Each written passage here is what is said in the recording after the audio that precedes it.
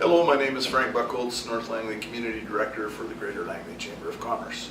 The Chamber is doing a series of videos with candidates in Langley City and Langley Township for the 2018 municipal election, which takes place October 20th.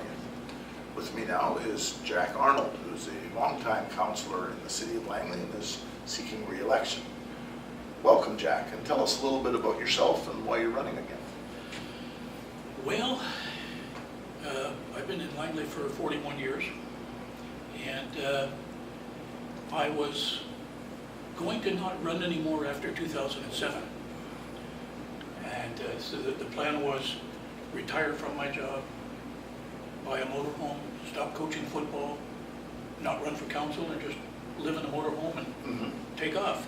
And everything carried on except for the not running for council thing. Because, it's almost like, well, I guess of course any election is probably the same way. There's certain things that come up around there that you thought you want to stick around and see through. Right. I mean, the transportation is a big one right now. Yeah.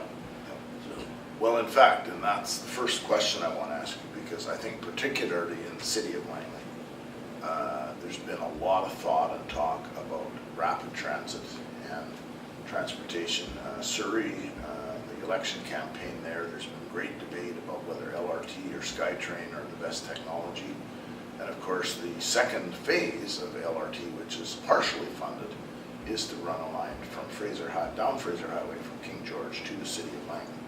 First off, what is your preference, SkyTrain or LRT? my preference would be SkyTrain. And again, we've discussed that, and I mean, like you said, we're only talking about 2 stops in Langley. Yeah. And so most of it is going to be Surrey. And Surrey was very sure that they wanted the LRT instead.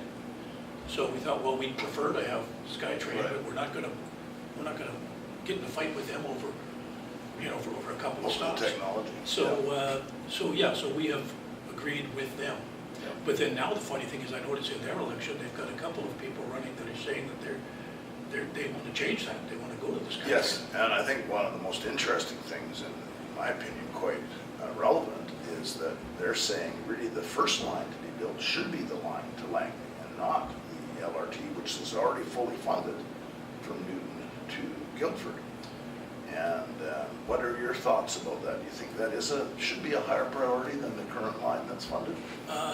Well, of course, I live in Langley. I think it should be more of a priority, of course. But yeah, the Guildford. I mean, Guildford is an area that I used to tease my daughter, in fact, and call her a Surrey girl, and she'd say, "No, I live in Guildford." And I said, "Well, duh." And so then she moved, and I said, "Well, now you're in Panorama Ridge." So I said, "It sounds fancier, but it's still Surrey." Yes, it's still Surrey. But Guildford is basically almost a downtown Surrey now. And so how much more necessary that is, I don't know. Yeah, well, like you say, your responsibility is Langley. Yeah, but it wouldn't bother me if they decided to do the other one first and Guildford later. Right.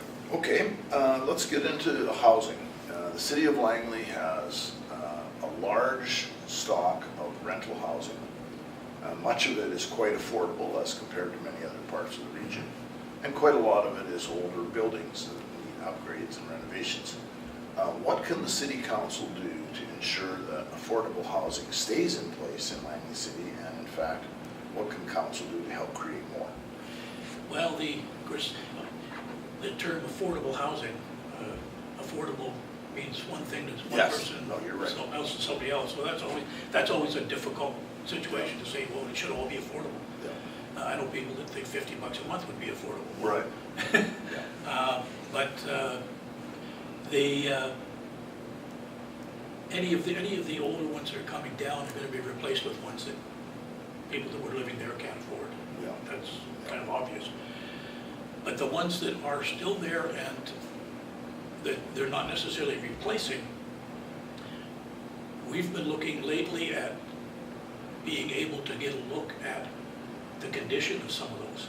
Okay. And see if there's anything that we can do to encourage them to. There's one fellow, for instance, that he's got pictures of pipes in his apartment that shouldn't even be there, never mind leaking and everything else. Right. And so if there's anything we can do to encourage the owners to fix those up, is certainly one of the things we're looking at. Okay.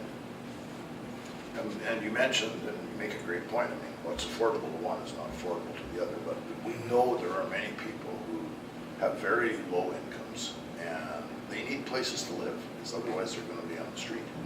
And what can the city do to help encourage housing for those who are quite low income people and need a place? Well, again, that's difficult, because I know people that have talked to me that say that they can't afford to live anywhere, even the ones that are low income. Right. But at the same time, the people who own those buildings can't afford necessarily to be simply letting people live there for free either. No, nobody. So that's a difficult one. I mean, I know the whole homeless thing, I've always said that I think that anybody that wants to should have the right to live in the park or to live outside if they want to. I just don't think they should have the right to do some of the things they're doing there. Right. So